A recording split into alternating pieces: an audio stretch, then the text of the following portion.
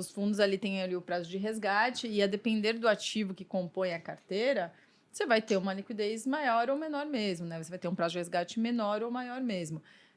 Quando você tem ali uma carteira só de título público, que de fato você consegue negociar no D0, legal, você consegue ter ali um prazo de resgate menor, né, para o investidor.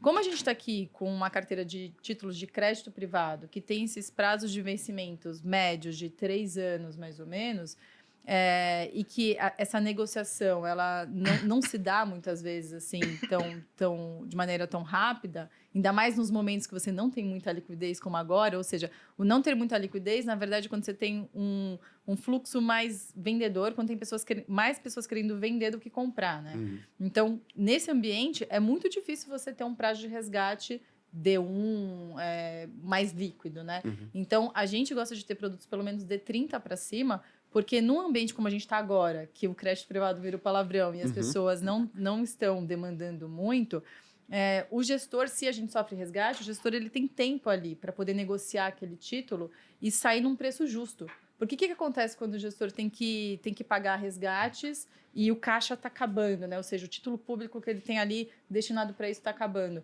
Ele começa a vender título no mercado secundário. Black Friday. Black Friday. Tipo, esse título, o preço justo é CDI mais 2, mas não tem comprador. CDI mais 2,5, mais 3, mais 4.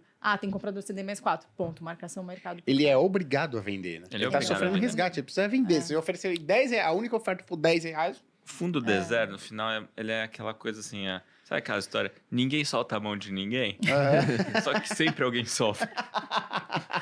Na verdade, o fundo D0 é tipo assim, se o outro cotista tomar a decisão de sair, ele vai obrigar o gestor a prejudicar a carteira que você está investido com a melhor das boas intenções e foco no longo prazo. Mas, tipo, você não tem o que fazer. Então, assim, no final, acho que assim, no crédito privado, é importante que você tenha um prazo de resgate adequado. Então, assim, sair do D0 e ir para o D30, a gente entende que assim, é uma proteção que você tem contra os seus amigos fazerem besteira. Os seus colegas, né, os seus pares aqui, investidores, fazerem besteira. E você dá liberdade para o gestor explorar o melhor ponto para pagar os resgates e aproveitar que tem esse monte de maluco no mercado que vai vender esses títulos com desconto para você poder realmente aproveitar e comprar e não vender junto com eles. Legal. A gente está nessa ponta compradora hoje. Então, o que acontece? A gente melhora muito o perfil de retorno dos nossos fundos. Se a gente comparar o que era retorno médio da nossa carteira, prêmio médio dos ativos da nossa carteira no começo do ano, pegando esse período curto mesmo, e agora, 4 meses depois, aumentou de 0,5% a 1% esse prêmio médio da nossa carteira. Então, assim, isso é muito relevante no crédito high grade, que é o que a gente atua, né? Ou seja, o crédito mais conservador mesmo das empresas que são bem sólidas. Então, isso acaba sendo uma oportunidade para o gestor que tem essa estrutura adequada dos fundos, porque ele está ali com o seu passivo, com seus investidores controlados, né? Até porque a gente entende que esses fundos eles podem fazer parte de uma alocação estrutural da carteira do investidor. Em alguns momentos vai ser menor, uma taxa de juros às vezes muito menor, tudo bem, o cara vai ter outras oportunidades, então ele vai diminuir um pouquinho essa fatia, a depender do perfil de risco dele. Mas no momento como a gente está agora, com um retorno real projetado tão bom, né, para títulos de renda fixa e que o crédito ainda está apresentando essa baita oportunidade porque o prêmio melhorou muito, agora pode até ser um percentual maior dessa alocação estrutural dele. Então, legal. O pessoal ele vai atrás desses fundos de crédito D0 do chamado reloginho, né? Sim. Eu quero um fundo que me rende. Tem a Bomba liquidez reloginho, diária. né? É uma boa. Você pega, no final você procura um relógio, você pega uma bomba relógio. Eu quero um fundo que renda 110, 105% do CDI de maneira constante, com liquidez diária e tranquilo, sem volatilidade, né? Você não tem volatilidade, mas você tem um risco de crédito, né?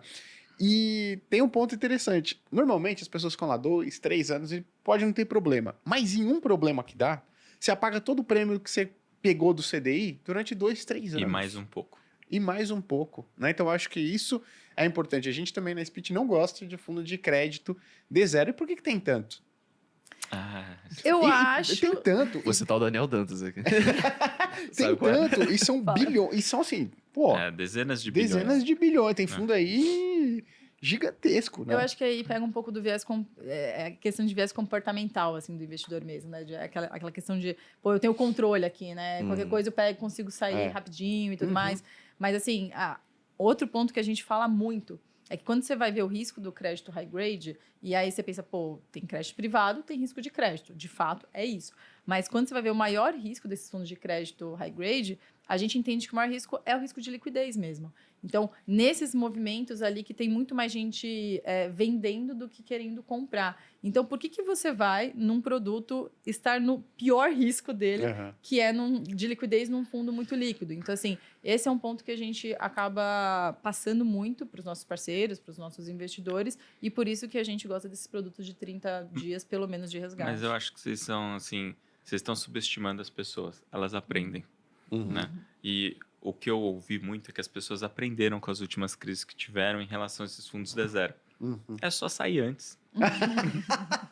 É só sair antes. É só ficar, você entra e fica perto da porta, sabe? Fica com o dedo no gatilho, né? Aí, o mais engraçado é que quando eu comecei a ouvir isso, né? Depois no começo da pandemia, teve aquela bagunça, né? Do começo da pandemia, inclusive nesses fundos todos de crédito, enfim.